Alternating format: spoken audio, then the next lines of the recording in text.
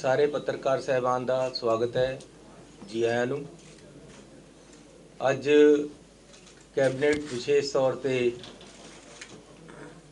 लुधियाना दे विच रखी गई है। हुणे असीं कैबिनेट समाप्त की है, इसलिए तुहाडे रूबरू होया। पंजाब दे लई बड़ा उत्साह है इन्वेस्टरां दा, उहदे लई इन्वेस्टमेंट समिट भी अज लुधियाने दे विच है। कल वड्डे इंडस्ट्रीलिस्टां नाल मोहाली दे विच हुई सी। मैं पहला कैबिनेट की मीटिंग बारे गल करांगा कि अज पंजाब सरकार, पंजाब की कैबिनेट ने पास किया है कि असी 8 तरीक नूं, आने वाली 8 नवंबर नूं विधान सभा का सैशन बुलाउण जा रहे हैं। स्पैशल सैशन विधान सभा का उहदा मेन मकसद है कि जिहड़े खेती दे काले कानून केंद्र सरकार ने बनाए, पंजाब सरकार किसानां दे नाल मिल के हमेशा मंग करती आ रही कि इन्हां नूं रद्द किया जाए, लेकिन अजे तक ना कोई समझौते वालों गल तोरी गई है, समझौता किया गया तो ना ही ये रद्द किए गए। सो असी केंद्र सरकार को अपील करते हैं कि इन्हां दा छेती निपटारा किया जाए, इन्हां नूं रद्द किया जाए। नहीं तो असी 8 तरीक नूं विधान सभा का सैशन बुला के इन्हां नूं रद्द करांगे। 8 तरीक तक साडी मंग है कि इन्हां नूं रद्द कर दिता जाए। दूसरा, BSF की जिहड़ी रेंज है वो 15 किलोमीटर तो बढ़ा के 50 किलोमीटर कर दी गई। साडे पंजाब सरकार का यह हक है, कॉन्स्टिट्यूशनल राइट है कि पंजाब का लॉ एंड ऑर्डर मौजूदा पंजाब सरकार देखे। ये जिहड़ा साडा हक है, इनू unnecessarily without consultation with the Punjab government इसनू BSF का दायरा 15 तो 50 कर दिता गया है, जिहड़ा कि असीं समझते हैं साडे पंजाब के हक्कां ते डाका है और अनकॉन्स्टिट्यूशनल है, विधान और कानून के उल्ट है। सेंटर स्टेट रिलेशनां दे विच विघन पाउंदा है। फैडरल सिस्टम जो साडा है उसकी भावना दे, कॉन्स्टिट्यूशन की भावना के उल्ट है। इस करके असीं सारियां पार्टियां दी एक ज्वाइंट मीटिंग बुलाई सी, जिहदे विच सारियां पार्टियां ने मिल के ये चिंता जाहिर की है कि ये गलत होया, नहीं होना चाहिए। इस तो केंद्र के जिहड़े मनसूबे है वो सानू चंगे नहीं जाप रहे हैं। इसलिए इहदे बारे भी एक स्पैशल सैशन असीं विधान सभा का 8 तरीक नूं बुलाया और असीं मंग भी करते हैं कि 8 तरीक तो पहला ये जिहड़ी नोटिफिकेशन हुई है इसनूं वापस ले लिया जाए। अदरवाइज साडी मजबूरी होएगी कि असीं इहनूं रद्द करांगे। उहदे नाल कॉन्स्टिट्यूशनल क्राइसिस आउणगे, सेंटर स्टेट के रिलेशन खराब होणगे। इस तरह की गतिविधियां च पंजाब सरकार नूं केंद्र सरकार ना पावे। असीं मंग करते हैं कि इन्हों 8 तरीक तक नोटिफिकेशन वापस ले लिया जाए, इसका हल कढ़िया जाए। किसी तरह भी पंजाब के लोगों नूं, पंजाब की पोलीटिकल पार्टीज़ नूं, पंजाब सरकार नूं ये जिहड़ी नोटिफिकेशन की है, दायरा बढ़ाया गया है, वो सानूं मंजूर नहीं है। असीं इस नूं अपने हक्कां ते डाका समझते हैं और एक किस्म का गवर्नरी राज या प्रेजिडेंट का रूल ये डायरैक्ट इंटरफेरेंस है केंद्र सरकार की, जिहड़ी कि असीं हर तरीके दे नाल रद्द करते हैं। तो आने वाले विधान सभा के सैशन में विचारण वास्ते असीं सैशन स्पैशल तौर पर बुला लिया। अगली हुण मैं तुहाडे नाल गल करनी है कि इंडस्ट्री ते व्यापारी इन्हां नूं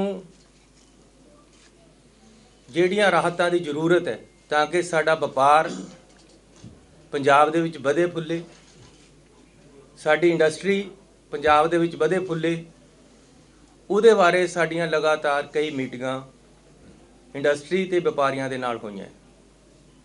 ਉਸ ਸੰਬੰਧ ਦੇ ਵਿੱਚ ਅੱਜ ਅਸੀਂ ਕੁਝ ਰਾਹਤਾਂ ਮੈਂ ਤੁਹਾਨੂੰ ਦੱਸਣ ਜਾ ਰਿਹਾ ਜਿਹੜੀਆਂ ਪੰਜਾਬ ਸਰਕਾਰ ਇੰਡਸਟਰੀ ਤੇ ਵਪਾਰੀਆਂ ਨੂੰ ਦੇ ਰਹੀ। ਸਭ ਤੋਂ ਜ਼ਰੂਰੀ ਹੈ ਕਿ ਦੁਕਾਨਦਾਰ ਜਿਹੜਾ ਬਾਜ਼ਾਰ ਦੇ ਵਿੱਚ ਬੈਠਾ ਹੈ ਉਹਨਾਂ ਨੂੰ ਇੱਕ ਚੰਗਾ ਮਾਹੌਲ ਸਰਕਾਰ ਵੱਲੋਂ ਮਿਲੇ। ਇਸ ਲਈ ਅਸੀਂ ਇੰਸਪੈਕਟਰੀ ਰਾਜ ਹੈ ਜਿਹੜਾ ਇਹ ਖਤਮ ਕਰਨਾ ਹੈ ਪੰਜਾਬ 'ਚ। ਅਸੀਂ ਇੱਕ ਚੰਗਾ ਮਾਹੌਲ ਦੁਕਾਨਦਾਰ ਨੂੰ ਦੇਣਾ ਹੈ। ਪੁਲਿਸ ਕਿਸੇ ਤਰ੍ਹਾਂ ਉਹਨਾਂ ਦੇ ਕੰਮ 'ਚ ਇੰਟਰਫੀਅਰ ਨਾ ਕਰੇ। ਟੈਕਸੇਸ਼ਨ ਵਾਲੇ ਅਨਨੈਸੈਸਰੀ ਤੰਗ ਨਾ ਕਰੇ। ਦੁਕਾਨਦਾਰਾਂ ਨੂੰ ਵਪਾਰੀਆਂ ਨੂੰ ਕਿਸੇ ਤਰ੍ਹਾਂ ਵੀ ਸਰਕਾਰ ਦਾ ਕੋਈ ਅਨਨੈਸੈਸਰੀ ਦਬਾਅ ਨਾ ਹੋਵੇ, ਇਹ ਅਸੀਂ ਇਨਸ਼ੋਰ ਕਰਨਾ ਹੈ। ਉਹਦੇ ਵਾਸਤੇ ਅਸੀਂ ਹਦਾਇਤਾਂ ਜਾਰੀ ਕਰ ਦਿੱਤੀਆਂ। ਜਿਵੇਂ ਹੁਣ ਦੀਵਾਲੀ ਆਈ ਹੈ, ਦੀਵਾਲੀ ਵਿੱਚ ਪੁਲਿਸ ਵਾਲੇ ਕੀ ਕਰਦੇ ਹੈ, ਪਹਿਲਾਂ ਸਾਰਿਆਂ ਦੇ ਪਟਾਕੇ ਚਕਾ ਦੇਣਗੇ, ਸ਼ਾਮ ਨੂੰ ਲਵਾ ਦੇਣਗੇ। ਇਹ ਸਿਸਟਮ ਨਹੀਂ ਹੈ। ਕੋਈ ਦੁਕਾਨਦਾਰ ਆਪਣੇ ਬਾਹਰ ਪਟਾਕੇ ਵੇਚਣਾ ਚਾਹੁੰਦਾ ਉਹਨੂੰ ਵੇਚਣ ਦਿਓ। ਪੋਲਿਊਸ਼ਨ ਦੇ ਜਿਹੜੇ ਤੁਸੀਂ ਨਾਰਮ ਸੈੱਟ ਕਰ ਦਿਓ। ਕੋਈ ਖੇਲ ਖਿੱਲਾ ਵੇਚਣਾ ਚਾਹੁੰਦਾ ਉਹਨੂੰ ਵੇਚਣ ਦਿਓ। ਮੈਨੂੰ ਪਤਾ ਹੈ, ਮੈਂ ਆਪਣੀ ਜ਼ਿੰਦਗੀ 'ਚ ਦੇਖਿਆ ਹੈ ਕਿਸ ਤਰੀਕੇ ਦੇ ਨਾਲ ਜ਼ਰੂਰਤ ਹੁੰਦੀ ਹੈ ਇੱਕ ਦੁਕਾਨਦਾਰ ਨੂੰ ਦੀਵਾਲੀ ਦੇ ਉੱਪਰ। ਦੀਵਾਲੀ ਦਾ ਮੌਕਾ ਹੁੰਦਾ 4 ਪੈਸੇ ਕਮਾਉਣ ਦਾ ਦੁਕਾਨਦਾਰ ਨੂੰ। ਉਹਦੇ ਵਿੱਚ ਅਸੀਂ ਜੇ ਤੰਗ ਕਰਾਂਗੇ ਤਾਂ ਕਿਸ ਤਰ੍ਹਾਂ ਚੱਲੇਗਾ। ਮੈਂ ਤੁਹਾਨੂੰ ਆਪਣੀ ਦੱਸਦਾ। ਜਦ ਮੈਂ ਪੜ੍ਹਦਾ ਸੀ ਮੇਰੇ ਪਿਤਾ ਜੀ ਦੀ ਟੈਂਟਾਂ ਦੀ ਦੁਕਾਨ ਸੀ। ਮੈਂ ਆਪ ਆਪਣੀ ਦੁਕਾਨ ਦੇ ਅੱਗੇ, ਮੇਰੇ ਫਾਦਰ ਹੈ ਜਿਹੜੇ ਉਹ ਕਹਿੰਦੇ ਸੀ ਚੰਗਾ ਕੰਮ ਕਰਨ ਦੇ ਵਿੱਚ ਸ਼ਰਮ ਨਹੀਂ ਹੋਣੀ ਚਾਹੀਦੀ। ਮੈਂ ਆਪ ਆਪਣੇ ਦੁਕਾਨ ਦੇ ਮੂਹਰੇ ਮੰਜਾ ਲਾ ਕੇ ਪਟਾਕੇ ਵੇਚੇ। ਮੇਰਾ ਸਾਲ ਦਾ ਖਰਚਾ ਪੜ੍ਹਾਈ ਦਾ ਨਿਕਲ ਗਿਆ। ਮੈਂ ਆਪ ਆਪਣੀ ਦੁਕਾਨ ਦੇ ਮੂਹਰੇ ਖੇਲ ਖਿੱਲਾਂ ਵੇਚੀਆਂ। ਉਹਦੇ ਨਾਲ ਦੁਕਾਨਦਾਰ ਨੂੰ ਇਨਕਮ ਹੁੰਦੀ। ਸੋ ਅੱਜ ਦੁਕਾਨਦਾਰ, ਜੇ ਅਸੀਂ ਸਰਕਾਰ ਵਿੱਚ ਹੈ ਤਾਂ ਦੁਕਾਨਦਾਰ ਤੰਗ ਨਹੀਂ ਹੋਣਾ ਚਾਹੀਦਾ। ਮੈਂ ਵੀ ਦੁਕਾਨਦਾਰ ਹਾਂ। ਇਸ ਲਈ ਅਸੀਂ ਇੰਸਪੈਕਟਰੀ ਰਾਜ, ਪੁਲਿਸ ਦੀ ਇੰਟਰਫੀਰੈਂਸ, ਦੁਕਾਨਦਾਰ ਬਾਜ਼ਾਰਾਂ ਦੇ ਵਿੱਚ ਵਪਾਰੀਆਂ ਦੇ ਕੰਮਾਂ ਦੇ ਵਿੱਚ, ਫੈਕਟਰੀਆਂ ਦੇ ਵਿੱਚ ਬਿਲਕੁਲ ਬੰਦ ਕਰਨੀ। ਕੋਈ ਅਨਨੈਸੈਸਰੀਲੀ ਕਿਸੇ ਤਰ੍ਹਾਂ ਦੀ ਦਿੱਕਤ ਨਹੀਂ ਆਏਗੀ ਦੁਕਾਨਦਾਰਾਂ ਨੂੰ। ਇਹ ਅਸੀਂ ਇਨਸ਼ੋਰ ਕਰਦੇ ਹਾਂ। ਚੰਗੇ ਸ਼ਹਿਰ, ਚੰਗੇ ਬਾਜ਼ਾਰ ਅਸੀਂ ਕਰਨਾ ਚਾਹੁੰਦੇ ਹਾਂ। ਉਹਦੇ ਵਾਸਤੇ ਕੁਝ ਐਲਾਨ ਅਸੀਂ ਅੱਜ ਕਰਨ ਜਾ ਰਹੇ ਹਾਂ। ਇੱਕ ਤਾਂ ਇੰਸਟੀਟਿਊਸ਼ਨਲ ਟੈਕਸ ਲੱਗਿਆ ਹੋਇਆ 2011 ਤੋਂ, ਇਹ ਅਸੀਂ ਅੱਜ ਖਤਮ ਕਰਨ ਜਾ ਰਹੇ ਹਾਂ। ਅੱਜ ਅਸੀਂ ਕੈਬਨਿਟ ਦੇ ਵਿੱਚ ਫੈਸਲਾ ਕਰ ਲਿਆ ਕਿ ਇਸ ਨੂੰ ਖਤਮ ਕਰ ਦਿੱਤਾ ਜਾਏਗਾ। ਇੱਕ FM ਸਾਹਿਬ ਮੇਰੇ ਤੋਂ ਬਾਅਦ ਇਹਨਾਂ ਨੂੰ ਸਾਰਿਆਂ ਨੂੰ ਦੱਸਣਗੇ। ਇੱਕ ਜਿਹੜੇ ਵੈਟ ਦੇ ਝਗੜੇ ਹੈ 16-17 ਦੇ, 14-15 ਦੇ, 15-16 ਦੇ ਬੜੇ ਪੈਂਡਿੰਗ ਪਏ ਹੈ।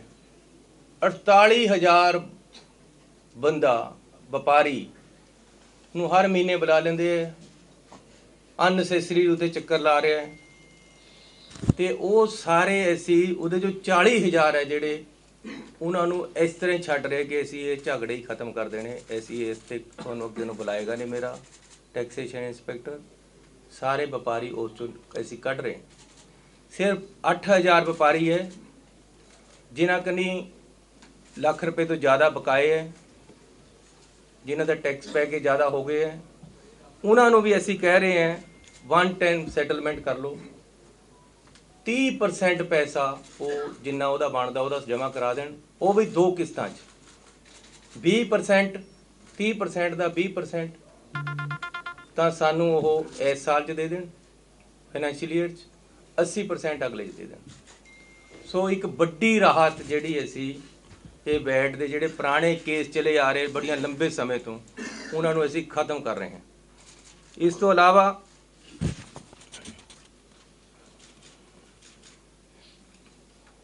ਅਸੀਂ ਲੈ ਕੇ ਆਵਾਂਗੇ 1 ਟਾਈਮ ਸੈਟਲਮੈਂਟ।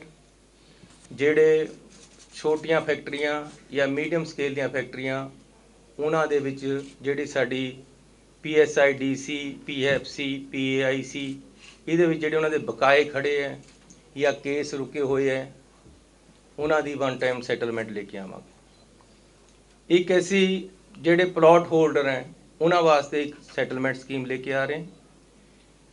ਇੱਕ ਵੱਡਾ ਜਿਹੜਾ ਮਸਲਾ ਹੈ ਕਿ ਜਿਹੜੀ ਮੀਡੀਅਮ ਸਕੇਲ ਇੰਡਸਟਰੀ ਹੈ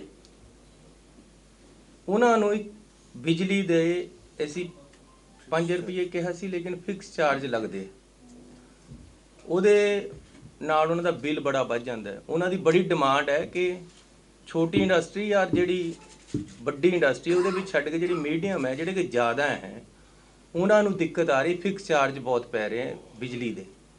ਉਹ ਅਸੀਂ ਅੱਜ 50% ਕਰ ਰਹੇ ਹਾਂ, ਉਹਨਾਂ ਨੂੰ ਰਿਆਇਤ ਦੇ ਰਹੇ ਹਾਂ 50% ਫਿਕਸ ਚਾਰਜ ਦੀ, ਜਿਹਦੇ ਨਾਲ ਉਹਨਾਂ ਨੂੰ ਵੱਡਾ ਫਾਇਦਾ ਹੋਏਗਾ। ਇੱਕ ਜਿਹੜੀਆਂ ਸਾਡੇ ਫੋਕਲ ਪੁਆਇੰਟ ਹੈ ਉਹਨਾਂ 'ਚ 147 ਕਰੋੜ ਰੁਪਈਆ ਉਹਨਾਂ ਦੀ ਡਿਵੈਲਪਮੈਂਟ ਵਾਸਤੇ ਲੱਗਣਾ ਹੈ, ਉਹ ਅੱਜ ਪੰਜਾਬ ਸਰਕਾਰ ਰਿਲੀਜ਼ ਕਰ ਰਹੀ ਹੈ। ਉੱਥੇ ਟੋਟਲ ਡਿਵੈਲਪਮੈਂਟ ਅਸੀਂ ਕਰਾ ਦੇਣੀ ਹੈ। ਇਸ ਤੋਂ ਇਲਾਵਾ CLU ਜਿੱਥੇ ਫੋਕਲ ਪੁਆਇੰਟ ਹੈ, ਇੰਡਸਟਰੀਅਲ ਸਟੇਟ ਹੈ, CLU ਦੀ ਕੋਈ ਲੋੜ ਨਹੀਂ। ਉਸ ਤੋਂ ਬਾਹਰ ਵੀ ਇੰਡਸਟਰੀ ਕਿਸੇ ਨੇ ਲਾਉਣੀ ਹੈ, ਅਸੀਂ ਉਹ CLU ਦੀ ਜਿਹੜਾ ਸਿਸਟਮ ਹੈ ਉਹਦੇ 'ਚ ਇੱਕ ਸਕੀਮ ਲਿਆ ਕੇ ਉਹਨੂੰ ਠੀਕ ਕਰ ਰਹੇ ਹਾਂ। ਇੰਡਸਟਰੀ ਜੇ ਕਿਸੇ ਨੇ ਲਗਾਣੀ ਹੈ ਤਾਂ ਕਾਨੂੰਨ ਇਹ ਹੈ ਕਿ ਜੀ 6 ਕਰਮ ਦਾ ਰਸਤਾ ਸਿਰੇ ਤੋਂ ਚੱਲਦਾ ਆ ਰਿਹਾ ਹੋਵੇ। ਉਹ ਸਿਰੇ ਤੇ ਚੱਲਦਾ ਆ ਨਹੀਂ ਰਿਹਾ ਹੁੰਦਾ, ਪਿੰਡ 'ਚ ਕਿਤੇ ਨੇ ਆ ਕੇ ਜਾ ਕੇ ਇੰਡਸਟਰੀ ਲਗਾਣੀ ਹੈ 6 ਕਰਮ ਦਾ ਰਸਤਾ ਕਿੱਥੇ ਤੇ ਬਣਾਵੇ। ਸੋ ਅਸੀਂ ਇਹ ਫੈਸਲਾ ਕੀਤਾ ਹੈ ਕਿ 4 ਕਰਮ ਦਾ ਹੋਵੇ, ਕਿਉਂਕਿ 4 ਕਰਮ ਦੇ ਰਸਤੇ ਬਹੁਤ ਹੈ, 24 ਫੁੱਟ ਦੇ 22 ਫੁੱਟ ਦੇ, ਤੇ ਜੇ ਜਿੱਥੇ ਉਹਨੇ ਇੰਡਸਟਰੀ ਲਗਾਣੀ ਉਹ ਉੱਥੇ ਆਪਣੇ ਅੱਗੇ 50 ਫੁੱਟ ਦਾ ਛੱਡ ਦੇਗਾ, ਜਿਵੇਂ ਜਿਵੇਂ ਇੰਡਸਟਰੀ ਲੱਗਦੀ ਜਾਏਗੀ ਉਸ ਤਰ੍ਹਾਂ 50 ਫੁੱਟ ਛੱਡ ਕਰੇਗਾ। ਇੱਕ ਅਸੀਂ ਅੱਜ ਅਨਾਉਂਸ ਕਰ ਰਹੇ ਹਾਂ ਕਿ ਐਗਜ਼ੀਬਿਸ਼ਨ ਸੈਂਟਰ ਇੱਕ ਅੰਮ੍ਰਿਤਸਰ ਦੇ ਵਿੱਚ ਬਣੇਗਾ, ਜਿਹਦੀ ਕਿ ਬੜੀ ਜ਼ਰੂਰਤ ਹੈ ਔਰ ਇੰਡਸਟਰੀ ਦੀ ਬਹੁਤ ਬੜੀ ਡਿਮਾਂਡ ਹੈ। ਇੱਕ ਚੰਡੀਗੜ੍ਹ ਦੇ ਨੇੜੇ ਅਸੀਂ ਫਿਲਮ ਸਿਟੀ ਬਣਾਉਣ ਜਾ ਰਹੇ ਹਾਂ, ਉਹਦੀ ਵੀ ਅੱਜ ਮੈਂ ਤੁਹਾਡੇ ਇੱਥੇ ਅਨਾਉਂਸਮੈਂਟ ਕਰ ਰਿਹਾ ਕਿ ਅਸੀਂ ਬੜੀ ਛੇਤੀ ਇੱਕ ਫਿਲਮ ਸਿਟੀ ਚੰਡੀਗੜ੍ਹ ਦੇ ਨੇੜੇ ਲੈ ਕੇ ਆ ਰਹੇ। ਇੱਕ ਬਹੁਤ ਬੜੀ ਡਿਮਾਂਡ ਹੈ ਕਿ ਪੱਟੀ ਮੱਖੂ ਰੇਲ ਲਿੰਕ ਹੈ ਜਿਹੜੀ ਉਹਨੂੰ ਅੱਗੇ ਵਧਾਇਆ ਜਾਵੇ। ਸੋ ਅਸੀਂ ਅੱਜ ਐਲਾਨ ਕਰ ਰਹੇ ਹਾਂ ਕਿ ਅਸੀਂ ਇਸ ਰੇਲਵੇ ਬਜਟ ਤੋਂ ਪਹਿਲਾਂ ਪੱਟੀ ਮੱਖੂ ਰੇਲਵੇ ਲਿੰਕ ਦੀ ਜਿਹੜੀ ਜ਼ਮੀਨ ਅਕਵਾਇਰ ਕਰਨੀ ਹੈ ਉਹ ਅਸੀਂ ਜ਼ਮੀਨ ਅਕਵਾਇਰ ਕਰਕੇ ਕੇਂਦਰ ਸਰਕਾਰ ਨੂੰ ਦੇ ਦਾਂਗੇ ਤਾਂ ਕਿ ਇਹ ਲਿੰਕ ਜੁੜ ਸਕੇ, ਜਿਹਦੇ ਨਾਲ ਸਾਡੇ ਪੂਰੇ ਦੇਸ਼ ਦੇ ਨਾਲ ਲਿੰਕ ਜੁੜਨਾ। ਸੋ ਇਹ ਸਾਡੀਆਂ ਅੱਜ ਦੀਆਂ ਅਨਾਉਂਸਮੈਂਟਾਂ। ਇਸ ਤੋਂ ਬਾਅਦ ਸਾਡੀ ਸਬਮਿਟ ਹੋਣੀ ਹੈ, ਉੱਥੇ ਵੀ ਤੁਹਾਨੂੰ ਮੈਂ ਮਿਲਾਂਗਾ ਤੇ ਅਸੀਂ ਸਾਰੇ ਮਿਲਾਂਗੇ। ਹੁਣ ਮੈਂ FM ਸਾਹਿਬ ਨੂੰ ਵੀ ਬੇਨਤੀ ਕਰੂੰਗਾ ਕਿ ਇਹਦੇ ਬਾਰੇ ਤਫਸੀਲ ਤੁਹਾਨੂੰ ਦੇ ਦੇਣ।